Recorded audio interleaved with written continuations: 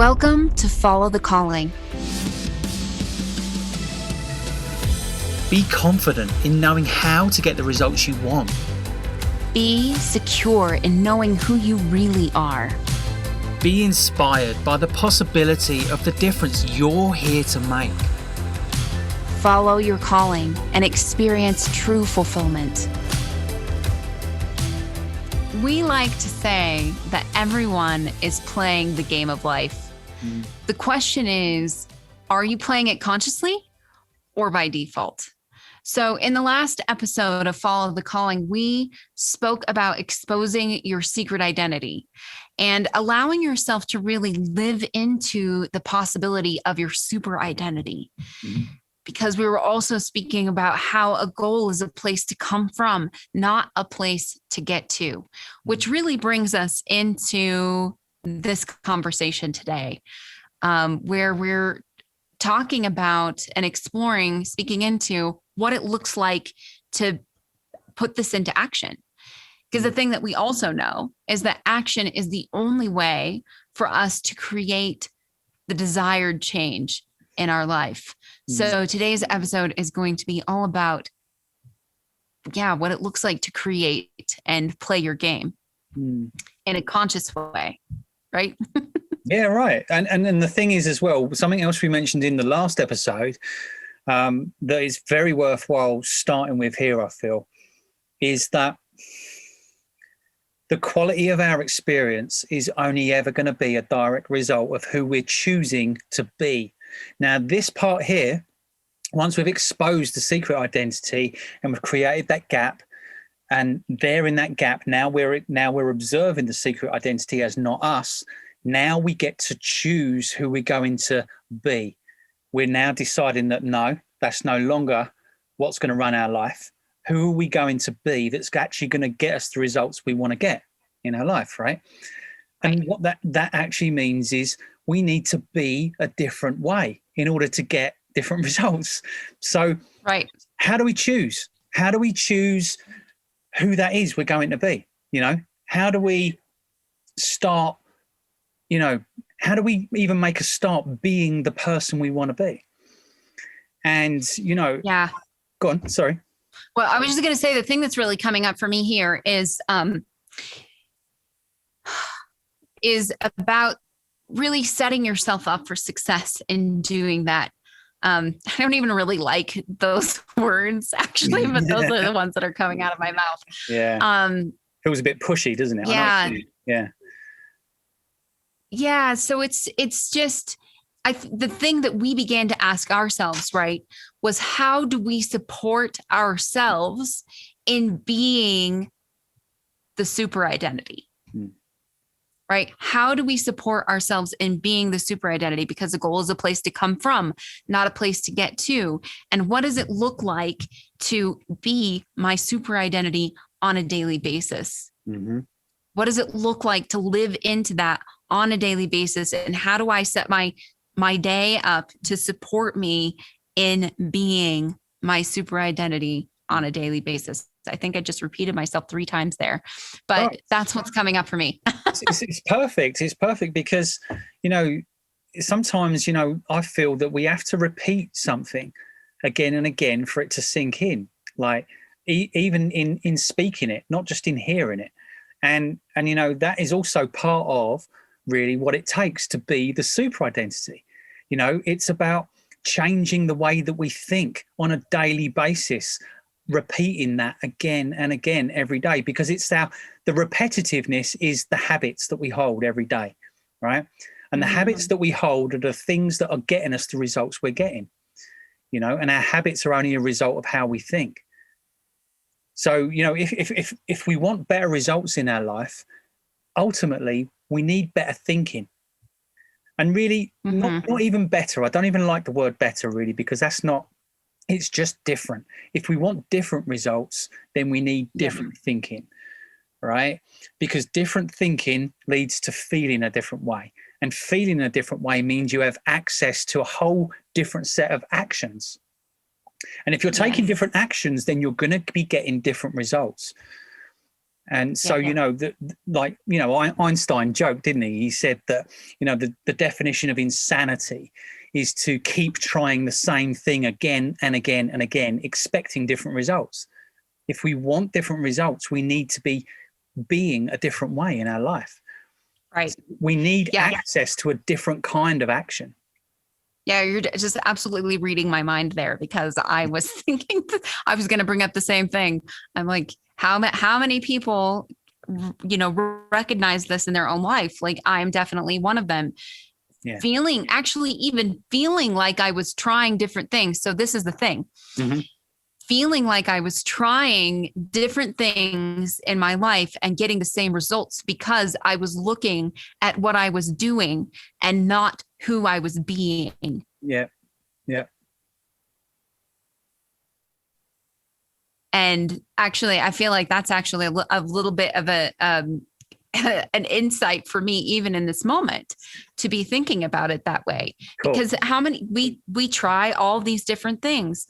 Oh, well, I did this diet and I did that diet and I did some, you know, or I tried this job and then I tried that job, or this relationship and then that relationship, and none of these things are working out for me. Yeah. So the key is really to not about what you're doing, but who you're being and taking any action. Yeah. Yeah. Because it's who you're being that is informing what you're doing, right? Because two people could take the same action and get two very different results.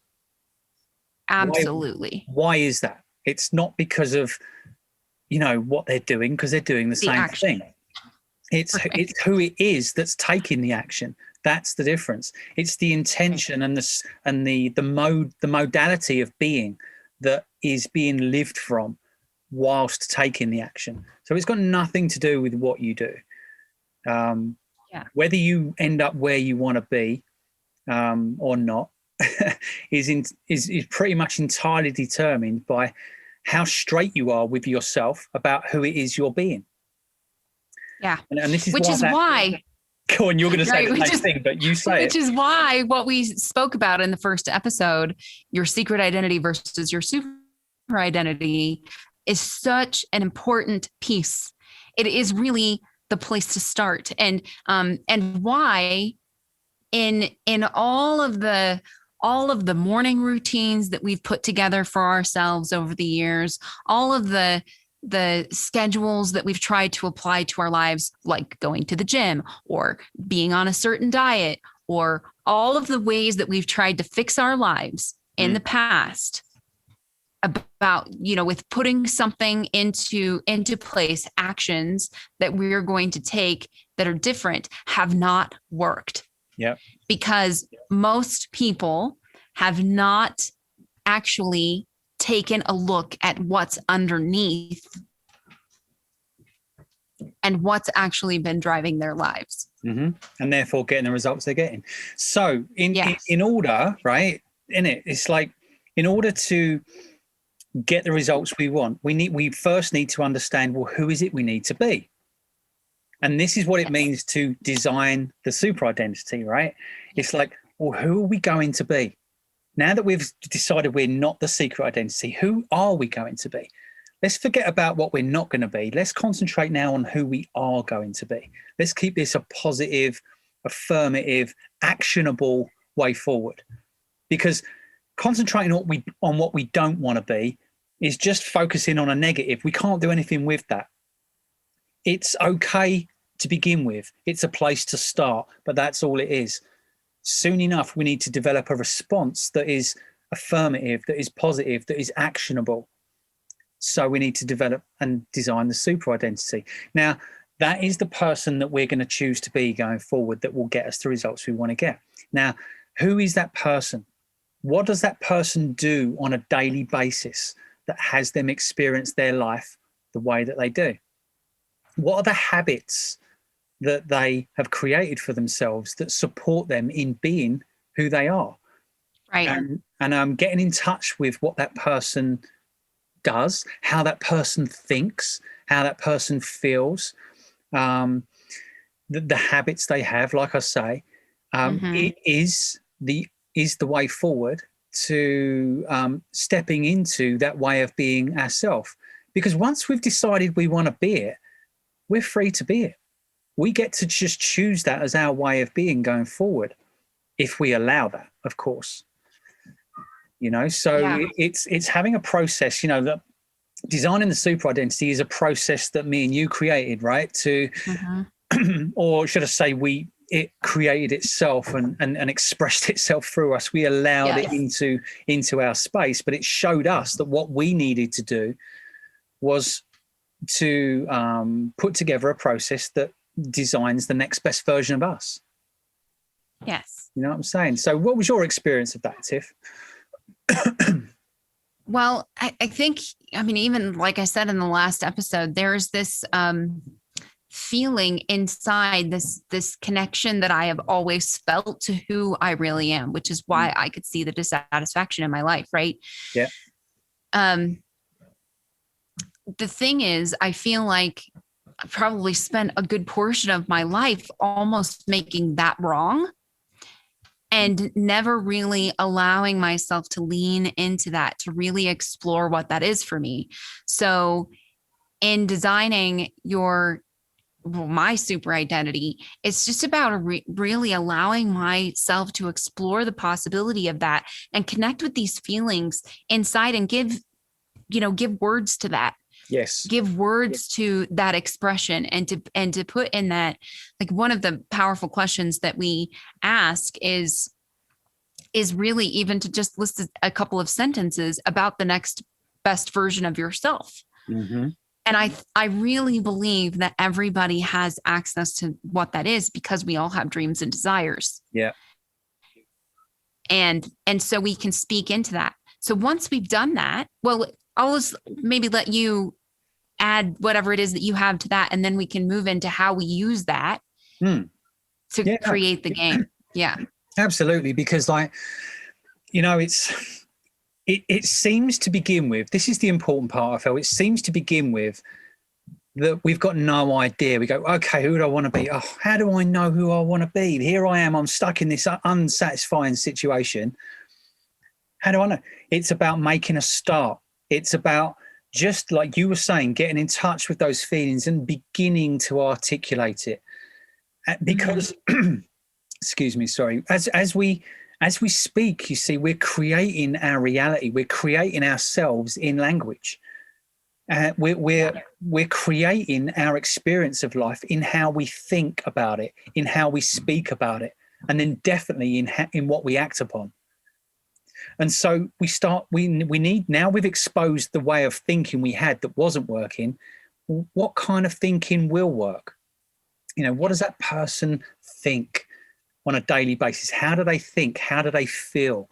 And what does it look like to be that person? And just to make a start. And as soon as you begin to articulate that, it starts to loosen up. And it's just about making a start. And then as soon as you say one thing, like you a moment ago, you said something, didn't you? And then an insight came in. And he was like, oh, actually, that's making me realize something else. So as you begin to articulate something, and this is what it's like in just normal conversation, you start speaking and all of a sudden then something else comes, and then something else comes, and something else comes. It's like this conversation we're having now isn't planned. We're just talking, right? And that's right. So whatever comes, we know roughly what we're going to talk about, but we don't know how that's going to go. And it's very much the same in living into the next best version of us. It's about just allowing ourselves to just reside in the discomfort of not knowing, and to just somehow do what we can to make the smallest step forward, and then something will come that will inform us to take the next step forward as to what does it look like to be that person? How do they think? What do they do? And then we start to write a little about that. We start to share about that in video or on calls with each other, or in conversation, or with loved ones that surround us that we can trust and speak to. The more that we articulate and share that, the more that comes in. And we start to get in touch with who it is we do want to be, because now we're giving ourselves permission to explore that. The only reason we don't know is because we've never given ourselves permission to look. Right. Once we start to look, you know what it's like, Tiff? You know how, there's the car that you want, right? and Yep. you want that car, and it's a rare car. You don't really see it about, I know which car I want. And then as soon as you go to get that car, or you've decided what car it is you want, all of a sudden, everywhere you look, everyone's driving that car. Yeah. Or maybe it's like a piece of clothing that you've worn, like a dress that you've spotted that's just perfect for a party or something. Or Yeah. But the point is that now that you've placed your attention on that thing, now you're seeing it everywhere. And it's very much the same in this way. Once you start to look, you start to see more. You start to see more of what you're looking for. And the reason is because now you're looking for it. So now you're finding it.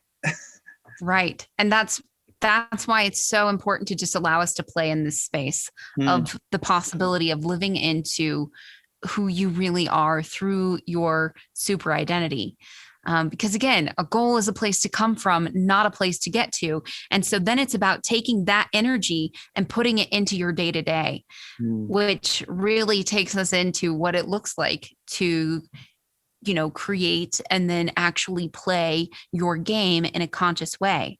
I love what unfolded in this for us, because again, we started this episode by saying, we like to say that everyone is playing the game of life. This is not a new thing. People say this, right? But we took it almost in a more literal way. And we just said, well, if life is a game, then let's play a game. And there can be a lot of heaviness around exploring this stuff for yourself. It's very, in the first episode, we talked about how uncomfortable it is to actually go in and look, and why most people don't do that. No. Right. It's, it can be very uncomfortable, but we decided to take the approach of, well, if life is a game, then let's actually make it a game. Let's play. And let's play and let's explore. Right. So do you think about when you're a kid and about playing and exploring, and there's a lot of freedom in that. There's a lot of freedom in that. So that's where this went for us. And now we get to do things like go have quests that we complete every day and do power-ups and train dragons. And I feel like I'm leaving something out, but I think that covers a good portion of it right now. And really have a conversation with life and play with the feedback that's coming through, which I think is another really, really important piece to this, which I think we'll speak into here in a little bit. But I'm just wondering, in bringing us to that space, like what's coming up for you? Well, I mean, it's all about creating the game. How do we create the game, right? It's first of all, we've decided what is the game that we're playing. And, that basically is, well, who is it I want to be? The game that we're playing is, how do I become, like what it looks like to win that game is being the person you want to be, right? And so we create a game that has us, where the rules of that game support us in living into being that person on a day-to-day basis. And the more that we live into being that person on a day-to-day basis, the more we actually are and have the experience of being who we want to be on a day-to-day basis, right? Rather than have our life be driven by default, on this inevitable trajectory of change, driven into a fixed destiny that we don't want. It's like we're taking life and we're playing with it and exploring with it in a way so that we can maybe interrupt that process in an intentional way that has it turn out in a way that is rather more favorable to how we would choose. Yeah. And therefore we create a game, we create a structure to support us in living into being that person who is at the cause of their own life rather than at the effect of their own life. Life isn't happening to that person. Life is happening for that person. And everything that happens is merely feedback in order for them to see, oh, now this just shows me what more I can do. And if that isn't working, that must mean that this might work. And you then get to experiment and play with your game. So then we create quests. And quests are all about having us be more of that person. Right. And, having us be the super identity again on a daily basis. So be the next best version of you on a daily basis, and also in a very focused way. Because it's not about taking on all the things that you don't like about your life at the same time. It's about choosing just one thing and focusing your attention on that, and deciding, living into the possibility of who it is that you need to be in order to get the results that you want. Mm-hmm. And so we develop quests to support us in being that, a habit quest. And then also there are these strengths that are innately ours, right? And we have a way to go about uncovering that. But leaning into that and developing those things intentionally to support us in being that next best version. Because there are people, like, just to speak a little bit into that, just for an example, there are people we admire in life, right? Yeah. There's always people we look up to because I know that person's just so kind and so thoughtful, or that person's so funny, or, that person they've got so much courage. I so admire their level of courage, or whatever it is we admire about that person. The thing I feel pulled to point out right here is that the reason that we even recognize that we admire that in someone else is because it first has to exist in us for us to even recognize it, because it takes one to know one, right? And what that is, the experience of seeing a quality in another person is the experience of becoming aware of a latent and dormant quality or should I say a latent quality that's lying dormant within ourselves, but that is asking to be seen, acknowledged, and developed. And so, if there's somebody who we're looking up to, you say, I'd love to be that courageous. I'd love to be that fearless in creating a life that really feels like my own. That takes a lot of guts. I really wish I could do that. And this person's doing that. If you're able to see that in someone else, then you have that also. And it's the reason you're seeing it is because it's in you and asking you to have it be developed, And that's one of the quests that we play with, the strength quest in the Polaris game, right? Right. So I feel like to speak into some other elements of the things that we're doing for ourselves in creating and playing our own games. So one of the other pieces is power-ups. Yeah, right. And for, anybody who plays games, what it is that we're talking about. And again, it makes me giggle, obviously, because it's just so much fun. It's so much fun to think about these things in this way, and to put yourself in a position of approaching this, even in a playful and, and explorative way. Yeah. So power-ups are what we like to see as a way of bringing yourself present during certain times of the day, like really checking back in with yourself and connecting with who it is that you really are, so that you can continue to live into that throughout your day, because we have these old patterns that are running, right? We have this old way of being that's so indoctrinated and just a patterned response to everything. And in an instant, it will come out again. Oh yeah, right? It catches us totally off guard. It hijacks our being before we've noticed. We're back in that old pattern of procrastination. We're back in that old pattern of beating ourselves up in our thinking. We're back in that pattern of, maybe being resentful or be full of obligation and resent, or, some patterns are worse than others. But the point is that if a pattern's not serving you, you need to be able to empower yourself with the choice not to allow that pattern to take hold, right? Once you recognize it, you need to remain aware. And in the reality is, isn't it, that in everyday life, it's not easy. It's not easy to remain mindful enough of your state of mind, because stuff happens, life happens, you know, and we get sucked back into our old ways of reacting. And power-ups, like you were saying, they're a brilliant way to just bring yourself back to middle, back to center, and just to realign yourself for a very short moment in order to just really not be allow yourself to be carried away by the patterns. It's that simple. It is simple, but it's okay. It's not easy, but it is simple.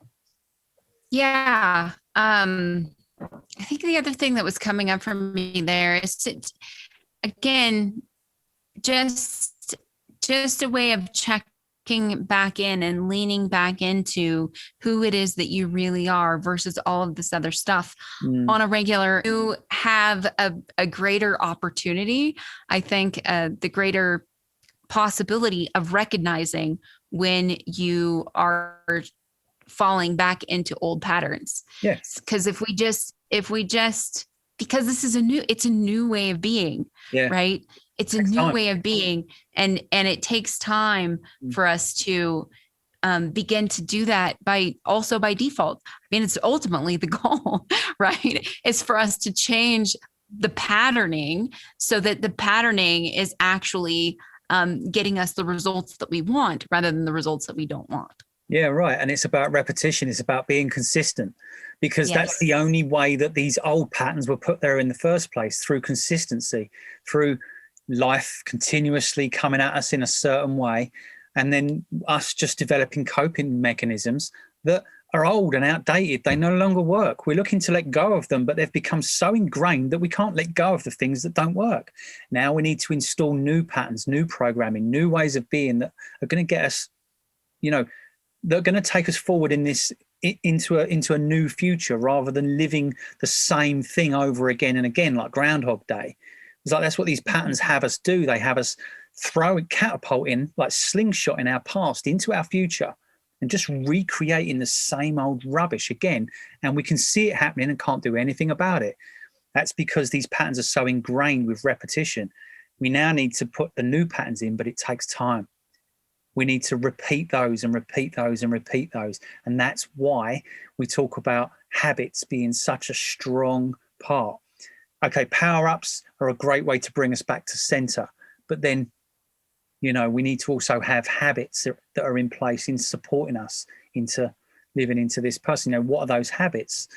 You know, what do we need to be doing on a daily basis and literally every single day of our life that's going to support us in being who we want to be? And we need to be consistent in that, because it's only consistency that changes anything, right?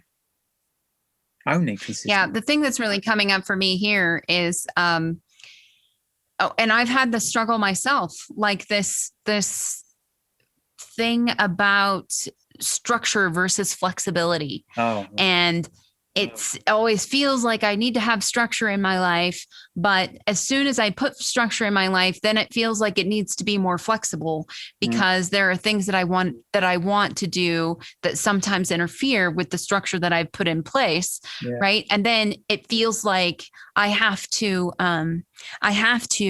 do this exactly this way, or I've failed. And as soon as I've missed one, which will lead into the second one, which will lead into the third one that I've missed, and then now everything has fallen apart, and I find myself back in the same place. Yeah, and then you come to the thinking, well, it's just not worth even trying, right? Right. Yeah. Everything falls apart, and then nothing happens. Yeah, right. So this whole resistance to structure, whilst it's absolutely understandable, is one of the causes of failure, because life is inevitably a mixture of chaos and order. You know, this is what it means. Just our minds and our bodies are in fact structures that organize our experience into some kind of coherent experience. You know, it's like we are by very nature a structure, or else we wouldn't experience anything. We wouldn't be able to even know we're alive without structure. Structure is an intrinsic part of life, but That's not to say that it's all there needs to be, because of course it is absolutely true that, you know, a world with too much structure is indeed a terrible thing. I mean, you only have to look at the dictatorships and tyranny that has gone on in the world. They're all built on the pretense that there is one way to do things, and that, you know, it is the only way forward and this is the way. And of course, it completely ignores the fundamental truth of life, that everything is continuously in flux. And so therefore people suffer. People suffer because they adhere to a fixed way of being. So too much structure is indeed a bad and terrible thing, but it is necessary. You know, let's take, for instance, how a river gets from the mountains to the ocean, right? Yeah. The river bank is the structure that allows the water to flow from the mountains to the ocean. Without the structure of the river bank, the river wouldn't even be a river. The river would be a swamp and the water wouldn't go anywhere, right? So, but the point is to realize that when it comes to playing our game, that we are not the structure, you know? The structure is there to support us. We are what flows through the structure. We are like the water of the river, right? Yes. So, like, the structure is there to support us. We are not there to support the structure, because that's what it looks like to live in a tyranny and a dictatorship. And we do not want to create that in our own lives. And we do a lot. I mean, I know that I've done that so many times, which is why it never works. Yes. It's why it never works. So what we've come to realize is that, like, the optimal place to be really is to have one foot in chaos, one foot in flow, you know, and one foot in order, or one foot in structure. It's a lot of feet. And it's the structure, right? That's four. It's the structure. It's the structure that allows you to navigate and make sense of the chaos that's happening in your life. So all of this, you know, the secret identity, slipping in and trying to take over the driver's seat again, as you're attempting to live into your super identity and negative thinking's coming in. Yeah, be an expression of who you really are into the world. There's a lot going on there, and the structure that we're talking about in creating and playing your game is meant to support you, to provide the structure that you need to make sense of the chaos. Yeah, sorry. To lean back into to who it is that you need to be to get the results that you want. Yeah. And that's what it's there for. Yeah.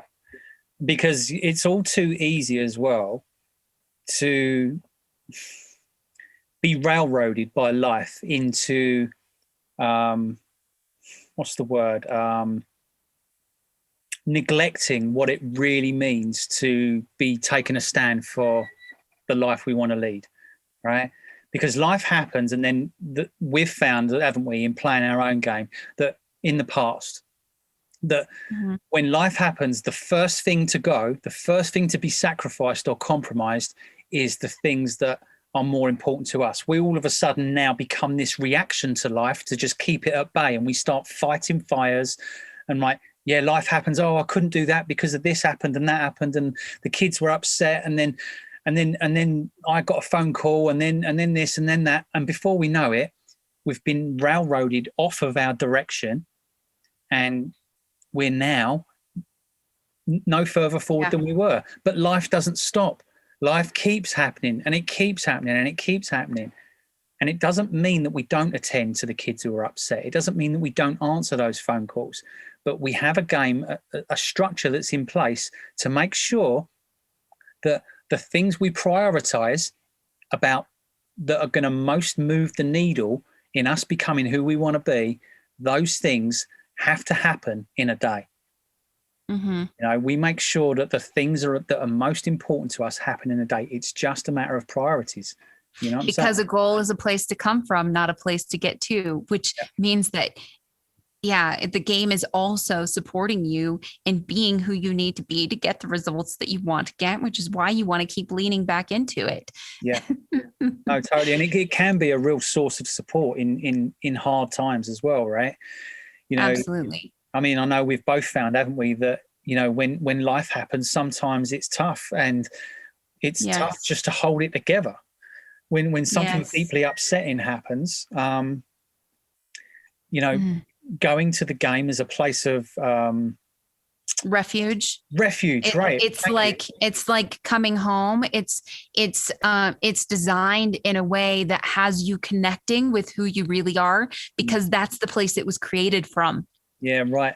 And in knowing who you're called to be in the face of that upset, a lot of the suffering around that upset is taken away.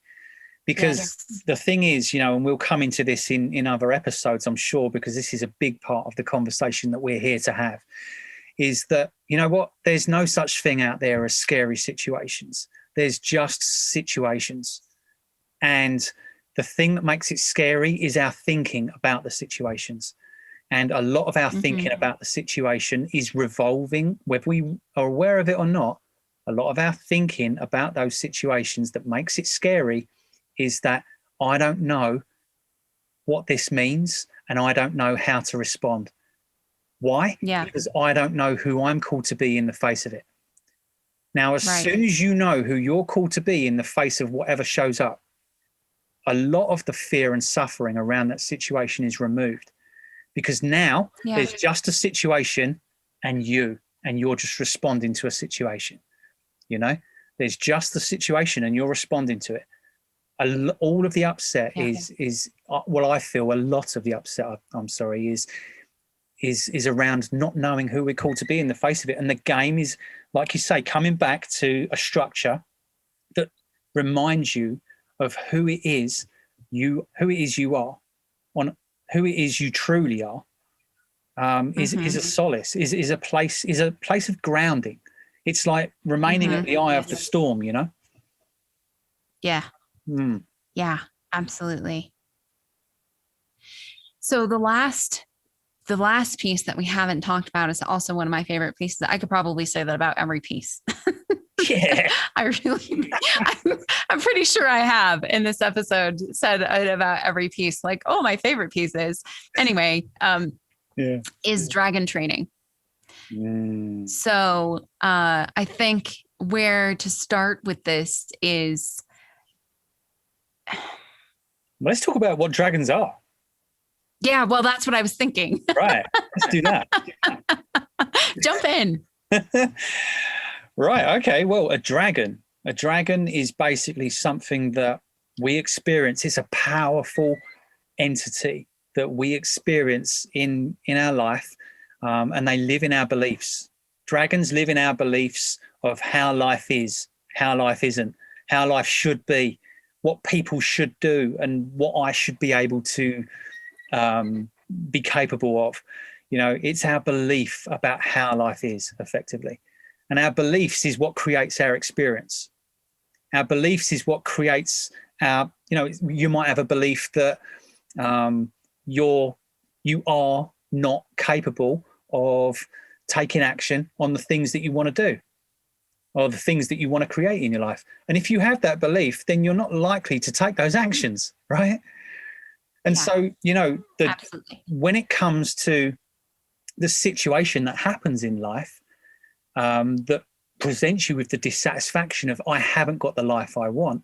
If you have that belief that I can't take those actions that will take this dissatisfaction away, well, then you're just stuck. You're just stuck with that suffering, and that's a very disempowered place to be.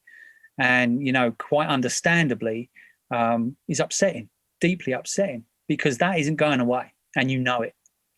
Right. And I think the other thing to speak about here is, you know, there are limiting beliefs that people have, because this is a very common term, right? Limiting beliefs, something that gets thrown around a lot.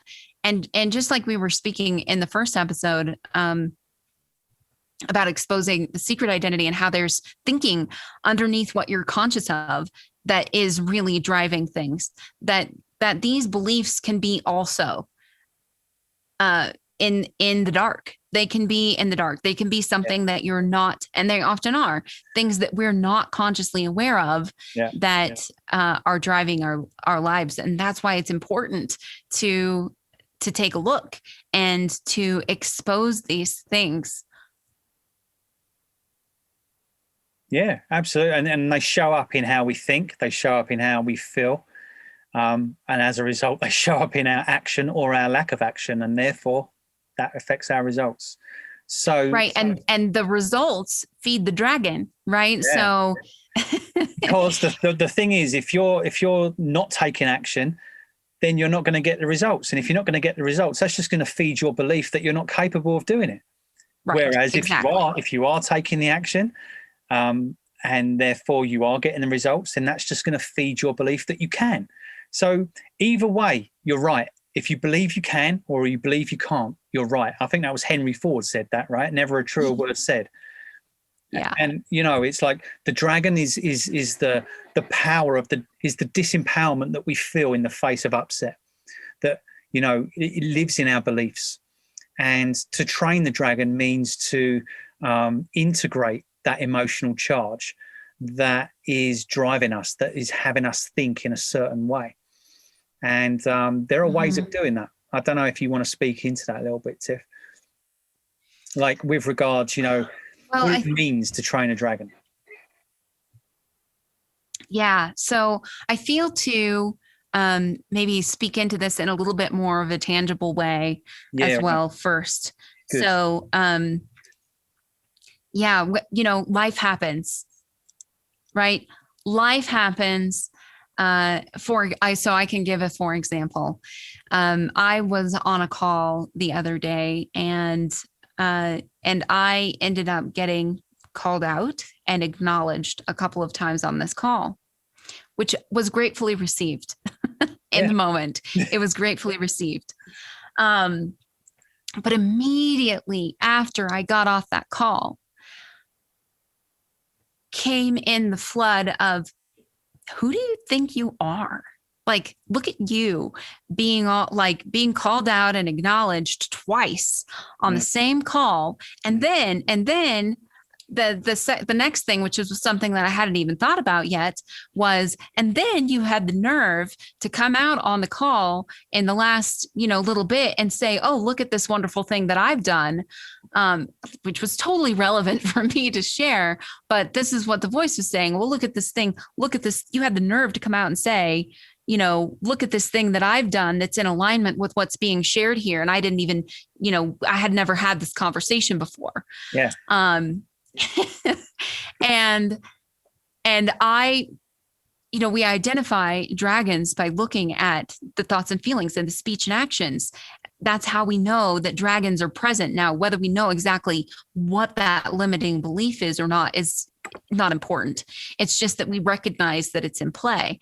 So with your experience there, for example, right? You've got this thought coming in, this voice in your head saying, who do you think you are? Who do you think? And so there you are, sort of succeeding and doing well, and then being acknowledged for that, and then there's this disempowering voice coming in that wants to just, rain on that parade. Yes. It wants to put that light out. And then now you're feeling, in that moment, you're feeling like that you need to dim your light, right? Yes. You're feeling that you need to be, because the thing is, when I'm acknowledged or successful, or when I look a little bit too good, people don't like me. People might. That's exactly right. Right. Okay. Who felt bad on that call? Who feels bad on that call now? Who is on that call that's now feeling bad because I got acknowledged twice and they didn't? Yeah. Yeah. Right. And where does that lead? Having those thoughts, where does that lead? Is that? If you used to pursue those thoughts, is that really likely to lead you into creating the life that is going to be more success for you, right? Absolutely not. You're going to shy away from success because that's how you feel when success happens, right? Right. That leads to me hiding.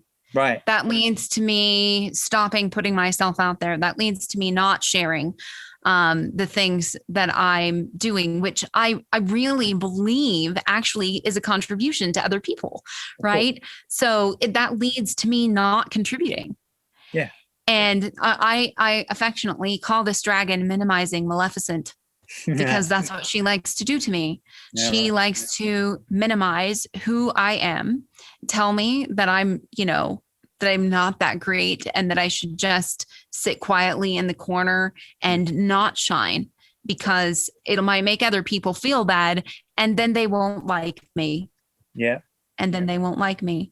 So that is a really good example of what dragons, or how dragons can show up in your life. Mm-hmm. And playing small. Yes, absolutely. Yeah. And prevent us from doing the things that we feel pulled to do. Yeah, it's, it sounds like their aim is to keep us safe, and of course it is, but safe doesn't get you new results. Safe is in the arena of the known. That's only going to get you the results you've already been getting. If you want new results that you haven't been getting, that exists in the arena of the unknown. That is perceived by the dragon as unsafe. And so when you step into the arena of unknown, the dragon comes up as a warning.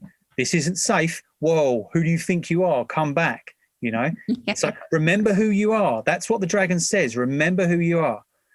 But if we listen to that voice, that's not the point. Is that's not who we are. Right. And that's where the power of it is, right? It's in, again, creating that separation between the thing that you're feeling triggered by. Yeah. Right. Yeah. And who you really are. Those thoughts and feelings are not you. And which is why we also give them different names. Yeah. Why I call that experience for myself minimizing Maleficent, because now I can clearly identify that that's not who I am. Mm-hmm. Absolutely. And it's just been created as a pattern that's been created in the past, isn't it? Yes. Yeah. And then I have the ability to do something different about it. Right. Because if I recognized that this is what was showing up for me after that call. And the thing that I did immediately was actually I messaged you and I shared with you exactly what was going on for me. Sure. And I messaged the person who was leading the call and I shared with them exactly what was going on for me. Yeah. Because what I want more than anything is to stop minimizing myself. Right. I want to shine brightly. I want to contribute, and I want to share with the world all that I am. So, and the world's a better place for it too. Right. Mm-hmm. Because these are our gifts and talents that we've been well gifted with. These are the gifts we have to give, but we have been gifted with these things too, because they're just as much for us as they are anyone else. And, we just want to be who we really are. We want to shine our light and give what we were born to give, Yes. And to minimize that is to deprive yourself of the experience of being who you really are, and to deprive the world of receiving the contribution of who you are as well. And to deprive yourself of expressing the gifts that you were that you were gifted with. Exactly.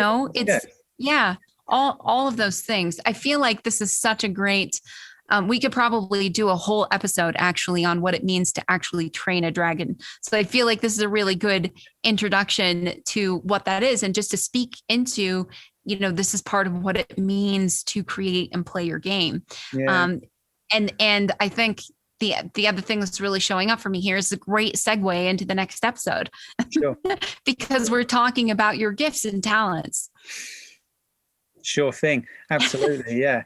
I'm really looking forward to that part of the conversation. I really am. I'm a bit like you in that way. It's like, oh, this is my favorite bit. Oh, this is my favorite bit. But that for me, is the part, we've spoken a lot about uncovering what's not working. We've spoken a lot about creating a new way of being that will create something that is working.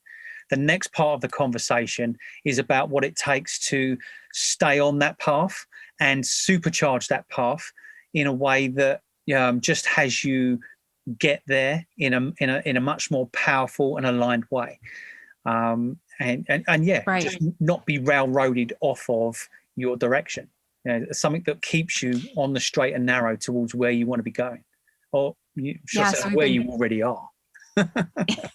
Right. So creating and playing your game is pillar 2 of the Polaris game. And in the next episode, we're really going to be leaning into pillar 3, which is to discover your superpowers. This is about the gifts and the gifts and talents that are innately yours, that have just been buried under a mound of dirt and of the dirt that life brings.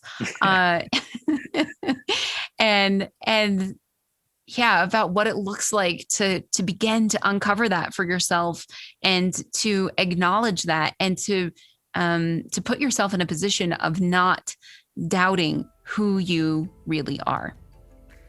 Does that about cover it? Of course, and we'll cover it more on the next one. See you there, yeah? Yes, so we'll see you then.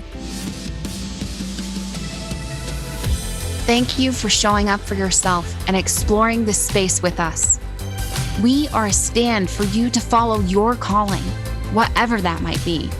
Be sure to subscribe, and if you're interested in playing with the concepts that we share in this space, we'd encourage you to go to thepolarisgame.com/play and grab our free training. And you can also find that link in the show notes.